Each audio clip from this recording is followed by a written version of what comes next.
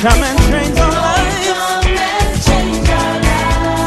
And this is a prayer, Lord, arise, arise, arise, arise, arise. Oh Lord, take your place and throne on our praise. Arise, King of Kings.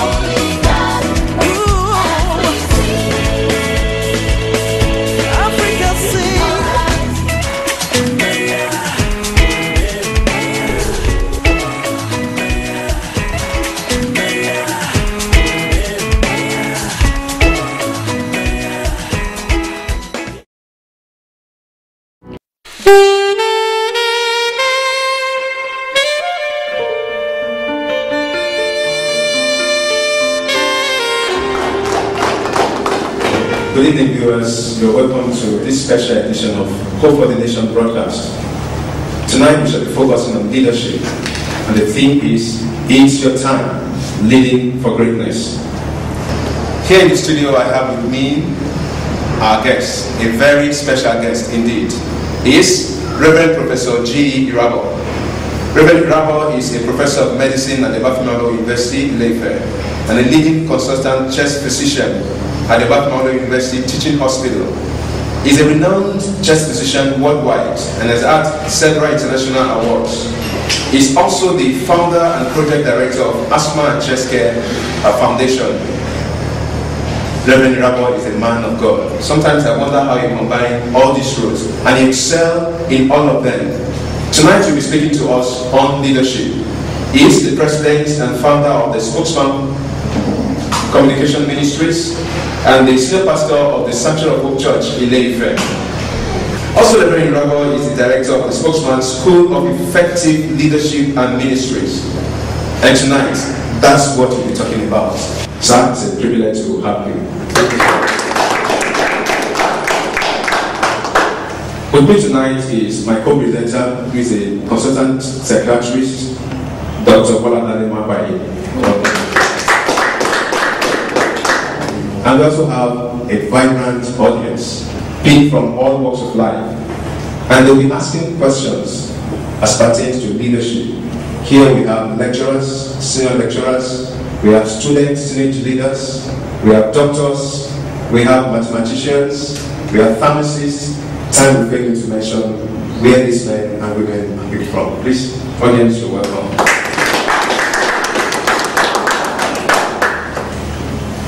So, I'm aware that you've spoken severally on leadership during your conferences. You've been invited to speak in several places within and outside the country on leadership. But we all have different perception of who a leader is. And this is an opportunity to enlighten our audience on who a leader is. The truth about it is that leaders can hardly be defined. They can better be described. Someone said that you cannot say this is a leader until you see one. Leaders are more visual than auditory. You see them, they demonstrate it. And Jesus put it this way, he said that I come not to be served, but to serve. And so you see that Jesus Christ's model of a leader is one who came to serve. He said the Son of Man did not come to lead men in that sense, but to give his life for men. So a leader is one person who shows the way, who is ready to give his life for others. Maxwell defined about 4 or 5 levels of leadership. He talked about the positional leaders, those who people follow because they have to. They are CEOs, they are presidents, the GM banks. They now moved on to from the positional leadership to the permissive leadership. Those people who people have to follow because they like to follow them. And you see all over the world, you see those kind of leaders. They now moved on to the 3rd level, which you call the productive leaders. Those who people want to follow because they make a difference to the organization. They now move on to another leader we call the people development leaders, or those who develop others. those people who people follow because you make them better, you can take them to the next level. They now move on to the other kind of leaders. These are not just personal leaders, but those we call the personhood leaders. Those people who people follow because they respect them and they think they are great. And then somebody added the pinnacle leaders. Those are those who have lived beyond peculiar needs. Those who have lived beyond what is for them, but now concentrated on what they can do to make the society better and leave a good legacy behind. So a leader is, I say, more vision and not the dream. You see it, you know it. Now that I have a good idea of who a leader is, who then qualifies to be a leader? I want to say that leadership is not just a very far-fetched thing. First of all, leadership starts with yourself. Somebody said that leadership is like a cross. The center of it is you leading yourself. The vertical aspect of it is your relationship with God, learning to be a servant. Then the horizontal part of it is your learning to walk with others and flow with them. So a leader is anyone who feels responsible, who has a sense of responsibility, who acts with ability, who wants to take people from where they are to where he wants them to go. Someone who has a vision, a dream, someone who wants to question the status quo, someone who wants to leave society better than he is. If you're a teacher, you want to leave the school better than you are a leader. If you're a physician, you want to leave the patient that comes to your clinic better than he is, you are a leader. If you're a pastor, you want to leave the people better than they are when they come on Sunday morning, you are a leader. If you're a parent, you want to leave your children better than what they are when they come in contact with you, you are a leader. So anyone who has a sense of influence wants to influence others, beginning with trying to influence yourself, then moving about to influence others around you, makes you lead. In other words, you're saying that leadership is influence. Yes, please. Now, before we go on with our guests tonight, we take some questions from our audience. And it's time for you, audience, to ask your questions. Just ask questions that are passionate to you, things that you have seen or experienced. As a great teenager, I don't fully understand the difference between ambition and vision. So my question is, what is the difference between an ambition and vision in leadership? Because I don't totally understand the difference. Now, if you look at the word ambition using the ordinary sense, it means somebody who is determined, who wants to be something in life. But you see, and when you look at vision or visionary, is somebody who is trying to aspire to a great height. Now, ambition, in the ordinary sense of it, is not bad. You want to make yourself better. You want to do better than you are. But ambition can take people to a certain level because ambition focuses on yourself. A vision focuses on others. Ambitious people may tend to manipulate others, but while people of vision will tend to motivate others. Ambitious men will seem to take the credit, while visionaries will think to share the credit. Ambitious people want to take the ball and score the goal, but people of vision would like to pass the ball so that we can all share in scoring the goal. Ambitious people do not take the blame, but visionaries will like also to take the blame when it gets ball. When there is a success, an ambitious man look at the mirror and says, I am. When there is success, a visionary look outside the door and says, these are the men that make it happen. So ambition is me, while a vision is others first. Sir, thank you for the answering of the question. Sir, I have a question. Looking at all over the world, nations with good leaders experiences great national development and growth. Can we Nigerians ever get there? But the truth about it is, the journey of 1,000 miles begins with the first step. There's always the big thrust in every one of us to get to where God expects us to be. When we are really ambitious, when we are really desirous of a goal, we will get there. You see, it does not really matter where we are today. All the great nations of the world have had to take giant steps. They've had to take pitfall from the primitive age to the 21st century. Now when you look at all the great nations of the world, it seems as it is impossible for Nigeria to get there. But with persistence, with prayers, with determination, with all of us trying to force ourselves to see what is ideal and to work towards those ideals, we shall get there. Will anyone have told you that America will have a black president? Will anyone have told you that America will one day be desegregated? Will anyone have told you that South Africa will one day not have blacks and whites having this idea of racism? All these things takes time, and people will experience change when they are determined, when they are persistent, when they will not take no for an answer. I believe that the time is going to come in our lifetime when in this country, when people will not go to public positions because they are looking for the fleas, they will go to public position because they want to take care of the flock. I believe the time is going to come in our lifetime when people are not going to think about what they can get out of leadership, but what they can give to the people. I believe the time is going to come in the lifetime of our nation where we are not going to focus on our monetary gains. We are going to go on how we can influence people around us and turn the generation around. The wind of change is already taking place. The wind may be slow, but the wind will certainly cause drastic change in our nation. Last time Sudan became an independent nation, no one would have expected a nation that was embedded in war, the right by the tribal warlords taking all different positions to have experienced this transitional change. I want to say that no one would have expected all the Arab countries, Syria, Egypt, Tunisia, Bahrain, and all these nations of the world to have gone through this political upheaval. I think Nigeria will not be isolated from the changes around it. Change is inevitable, and I think we will live to see it.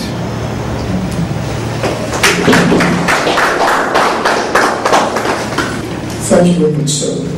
From your answers so far, it's quite obvious that leadership plays a very important role outside both the church and in the society. But from my own little experience, I found out that there's this gap, both in qualitative leadership and quantitative leadership, both in the society and in the church. Now, so I'd like to ask, why is there this gap? There's this imbalance. It doesn't correlate. There's a gap. There's a space in there. So my question is, why is there this gap, both in leadership, in the society, and in the church? In the 18th century, and the early 19th century, people have always said that you can almost tell the barometer of the society by looking at the degree of devotedness in the clergy. That you can almost tell about the spirituality in the churches as reflected by the thrust in the larger society. But as a matter of fact, these have changed because the world itself has become very churchy, and then the church itself has become very worldly. And so it's difficult to see that taking place. I think what has happened is this. People have had a pure misconception about what a church is supposed to be.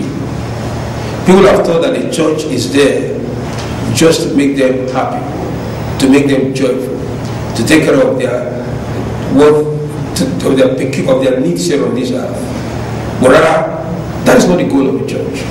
A church is to glorify God. A church is to take us to greater levels. A church is to make us influence society. We are supposed to be like salt and light of the world. And now there's a leadership crisis in the church because the church has lost its value. But let me tell you, every great move cannot but experience transition. We are going through a transition in the church, and I think a time is coming when the church will stand to ask itself, am I there for myself, or am I there for the larger society? And until we are able to ask that question in an honest manner, we will continue to degrade in this nation.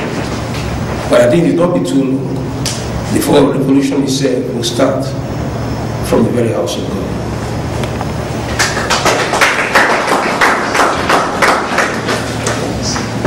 I'll take my next question from your answer to Dr.'s question.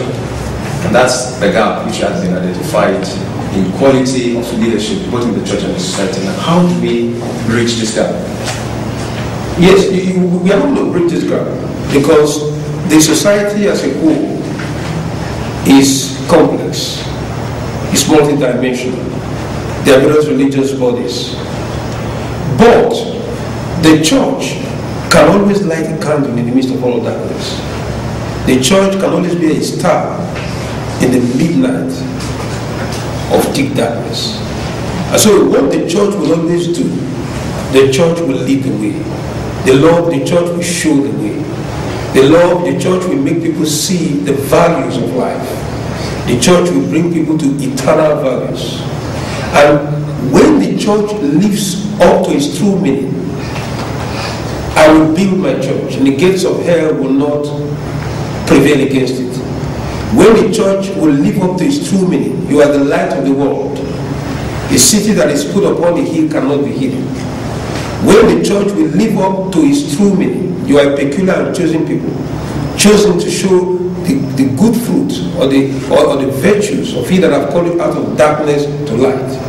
When the church will live up to its true meaning of becoming followers of Jesus, who though he was king became a servant, who though he was Lord washed people's feet, who though he was in heaven went through the agony of the cross.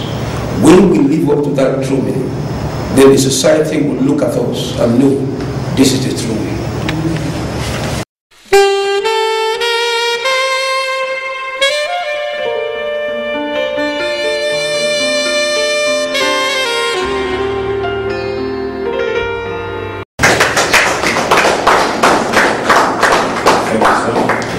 I think let's take more questions from the audience. Yeah. Thank you, sir, for the answers to the questions so far. You notice that the average Nigerian is religious, and most of our leaders attend one church or the other. And I think Nigeria still has a lot of issues. We have issues with accountability, corruption, etc. What do you think is the role of the church in shaping the leadership of this nation? How can the church influence and change Nigeria? People go to church to receive, I would say, a certain fascination of religion that makes them immune to spirituality. Now, just that being in a garage doesn't make you a car. Being consistent in the church doesn't make you a Christian. The church is a public place. We don't know a Christian because he attends a church. We know a Christian because he lives the life. And I want to tell you very clearly that even heaven itself is paved up with good intentions.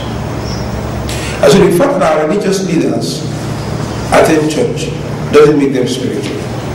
Somebody said the politician is the one who manipulates people, even God, to get votes. So that's not different. And I think the best way we can do it is for we that are Christians, we that believe we are professing Christ, to practice those things in the government hierarchy. One great leader once said, most pastors come preaching to me about heaven and hell. When they come to my office, my cabinet office, and I give them money, they begin to talk about God's blessing upon me. People are not really sure that we mean what we say. People are not really sure that our values are right. People are not really sure whether we think there is a heaven or that heaven is here on this earth. Until people can see it, they will not follow it. And I believe that the time is going to come when a nation will ask from our ministers, are you a minister of God or are you a collector of offerings? Thank you very much, sir, for those insightful responses. Sir, I would just like to ask, it is when you believe that a Christian cannot take on a political office without losing his integrity. What is your take on this? The fact that you are a Christian is not synonymous with the fact that you should take a political position. It's just like saying because I'm a Christian, I'm compassionate, I should become a doctor. Or because I'm a Christian and I love children, I should become a teacher. Or because I'm a Christian and I love caring for people whose cars are abandoned in the street, I should become a mechanic. first thing, God calls us to himself. The second thing is that God calls us to a work where we will live. There's one great man that said that there are three main decisions in life. One, whom you will serve. Two, whom you are going to live your life with. And thirdly, what you are going to live your life in. And he believes that these three decisions fundamentally has to be governed by God. And so I believe people should not come into politics because they believe they can influence things. They should come into politics because they believe they have a calling to come into politics. They should have an agenda. You know, they should share a corporate vision. They should have a dream. And when you come with a dream, when you come with a goal, when you come with a focus, when you know what you want to do, then it's not easy for you to be influenced. But if you just swear, let us all go into politics. I want to be a legislator, I want to be a senator, without doing your own thinking. Somebody said something, if someone once said that one thing about great leaders is that they do great reflection. They do their homework. They try to do their homework, they prepare. The great Abraham Lincoln said, I will prepare until my time comes. And when my time comes, I'll be ready. So people don't prepare for offices. They make their speeches when they are leaders. But great leaders have made their speeches long ago before they mounted the rostrum.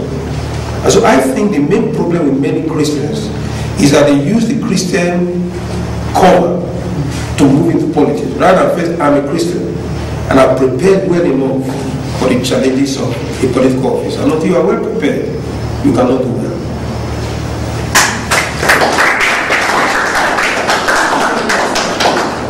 Thank you, sir, for the insight you have given to this topic. I want to ask, sir, can everyone be a leader? Yes, everyone, as I always say that leadership can be macro, can be meso, and can be macro. That is, macro starts with yourself, your environment. Meso, the middle place leaders, maybe go to a school, go to an institution, go to a bank, then to a macro leader who is called to lead great institutions, great nations, great churches. At these three levels, whether micro, meso, or macro, everyone can be a leader.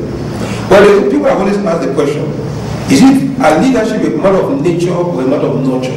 They are both. God has created every one of us with natural instinct to lead. But that natural instinct has to be nurtured and have to go through the fine-tuning of expertise, the fine-tuning of education, the fine-tuning of experience, the fine-tuning of emotional intelligence. We have to consistently go through this refining process. So in that sense, everyone has the inherent potential to lead. As long as you follow, as long as you are good at following others, you have the potential to lead others. But it starts first with yourself.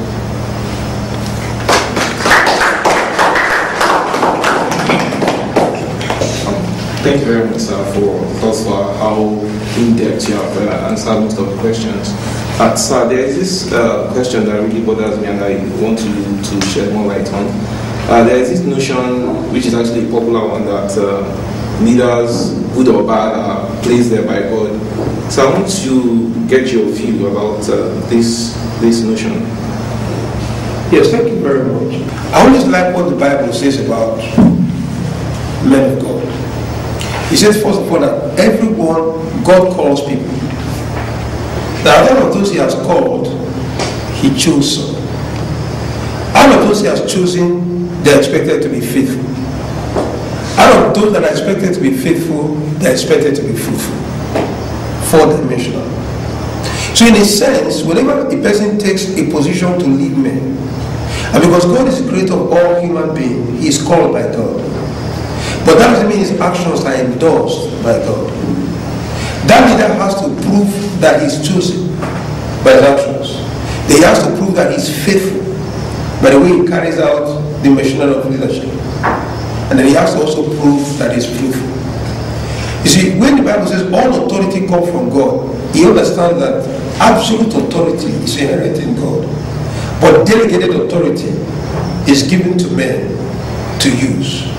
And that the only way a man can show that he recognizes the authority of God is to use delegated authorities with discipline, with prudence, with care, and with love. And as long as he doesn't use delegated authority in that sense, that leader has missed it. And that leader has fallen out of focus with God. But whether it is our own point to ask, well, this leader is not doing well, let's get him out. The Bible condemns that.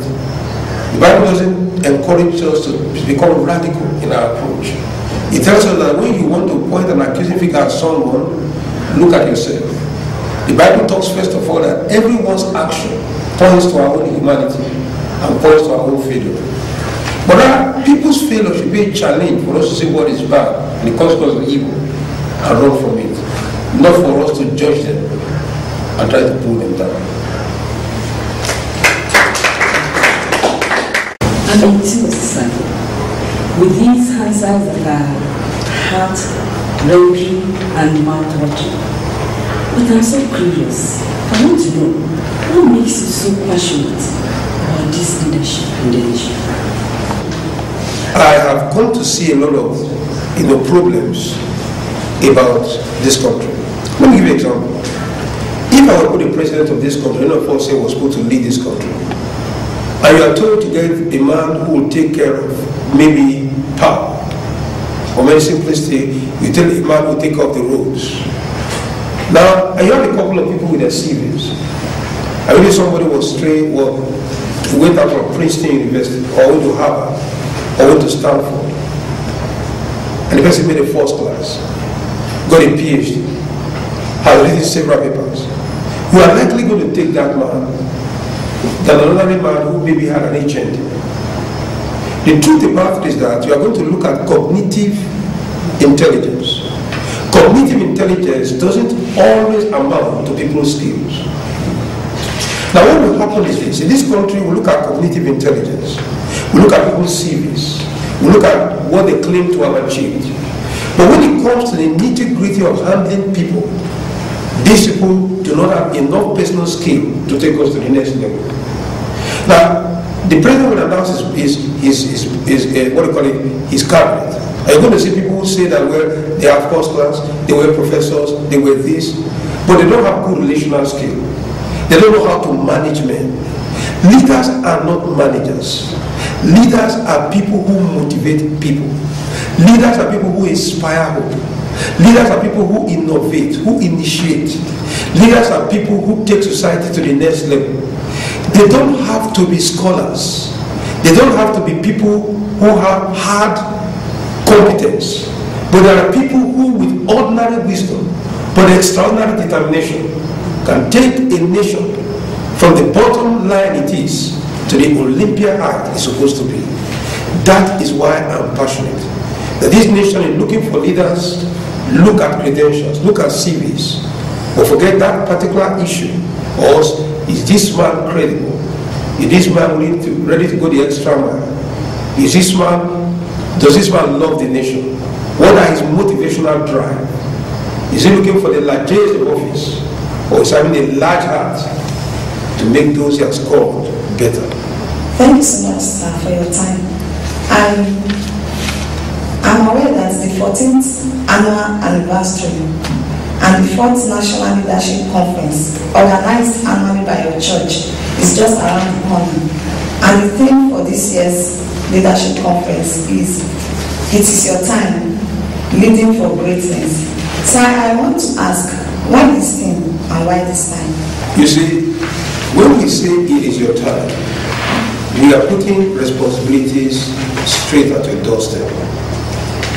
We are making you realize that this life which you have, you can make the best use of it. We're really saying that you are uniquely made by God. And so it is your time to begin to live out the qualities of your life. It is your time for you to begin to harness your potential. It is your time for you to begin to influence people around you. It is your time for you to move out of the spectator's box, then begin to participate in the arena of life. It is your time also, not only to study the history books of those who have made it, but for also you also to become a man of history. Is your time is a call for action. Is a call to get you out of your comfort zone into the zone of confrontation. To be yourself and show yourself out where God has made you.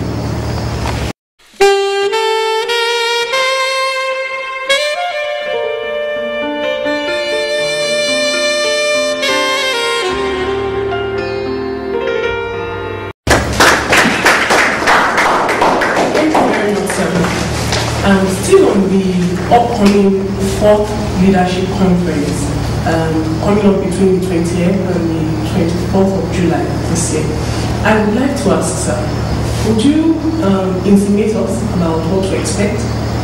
Yes, this leadership period, this is a very important one, because we are expecting, first of all, the speakers. We are expecting great people from the United States.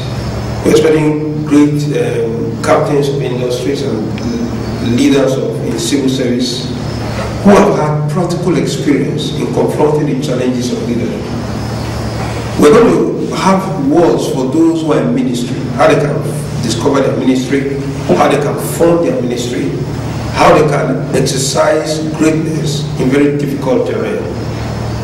We're also going to encourage the younger ones on how they can harness their potential and how they can work with their partners towards creating possibilities in their life. Then we're going to be talking about finding your voice. Somebody asked me sometime, what does it mean to find your voice? I just came to understand that no single person has the same voice. Just notice, none of us have the same voice. It becomes clear to me that you have a voice, and that voice is uniquely yours. Your voice is embedded in your values. Your voice is embedded in your vision. Your voice is embedded in what you think life is.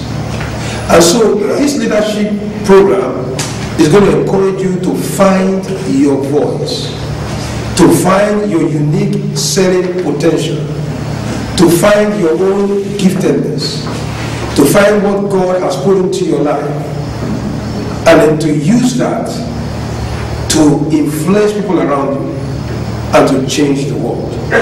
So finding your voice is finding your place in history, discovering it, developing it, deploying it, disciplining it, and using it to change the generation around you.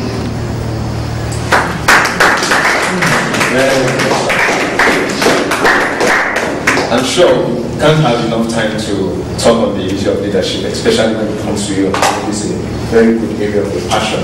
Over the years, I remember last year you were on mentorship, the mentor and the mentee. Well, thank you once again for being on this program. Just before we go, sir, I just want you to give a closing remark to our audience. First of all, I want to thank you for making this program. I want to thank my dear wife and Mrs. I also want to thank the moderators, Dr. Mr. Maka and Mr. Shubeso for this great work, and all this vast array of people who are here today. I want to thank Dr. Mrs. Salami, who have been involved in leadership, and many of them who have come from their great scale to be here. The truth about it is that we cannot pass through this road twice. So we must do the best while we are alive. While we may not be able to change the world, we can really change the world around us. And change does not begin with your next door neighbor. It begins with yourself. And so when next you see the society going bad, when next you read the papers and see things are not doing well, when next you hear of difficulties in this nation, remember that it speaks of you. Not only to think about how you will change your own life, but a clamor call to think of how you will change the nation. Well, we're going to be stopping here tonight. And for more of this on leadership, don't forget the anniversary of the Sanctuary of Hope Church will be coming up between the 20th and 24th July 2011. And the theme is your time living for greatness.